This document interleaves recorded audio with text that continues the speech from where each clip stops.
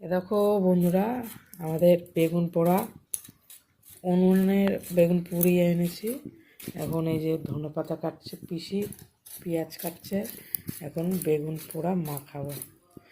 তোমাদের কাদের কাদের বেগুন পোড়া খেতে ভালো লাগে কমেন্টে জানাও। এইভাবে ছোট ছোট করে পেঁয়াজ ধনেপাতা কেটে নিতে হবে। আর বেগুনটা আমি ছালিয়ে রেখে দিচ্ছি। এইভাবে যারা নতুন বেগুন পোড়া মাখাবে তাদের জন্য এইভাবে কেকে কেকে নিতে হবে। বেগুনটাকে নিচে ধুয়ে ভালো করে, তাহলে ভালো হবে। আস্তে আস্তে ওই যে এটা হয়ে গেছে, কাকা রেখে দিচ্ছি। আর একটা এই যে আর একটা ছোট্ট হয়েছিল, ওইটা করে পড়ে যাবে লবণ আর কাঁচা সর্ষের তেল আর শুকনো লঙ্কা পোড়া। এই যে লবণ দিয়ে দিয়েছে, এবার তেল পড়বে,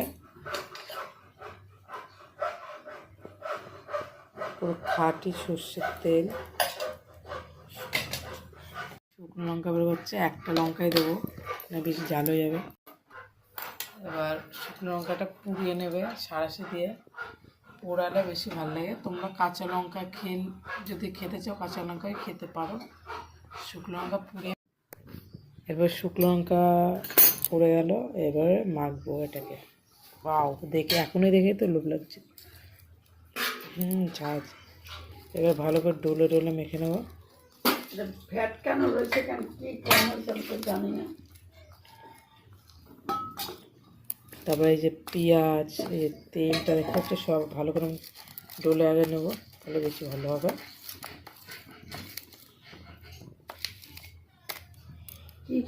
তাদের দেখেই লোভ লাগছে তারা কমেন্টে জানিও।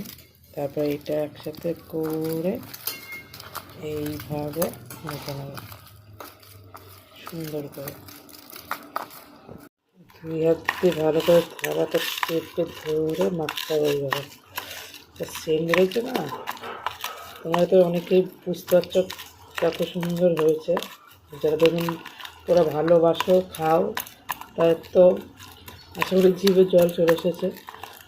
এবার ভালো করে অনেকক্ষণ ধরে 5-6 মিনিট ধরে আমরা মেখে নিতে হবে। পুরো দেখো, এই দেখো রেডি আমাদের বেগুন পোড়া মাখা কমপ্লিট। দেখতে পাচ্ছ, দারুণ। ভিডিওটা ভালো লাগলে সবাই লাইক কমেন্ট শেয়ার করতে পারো।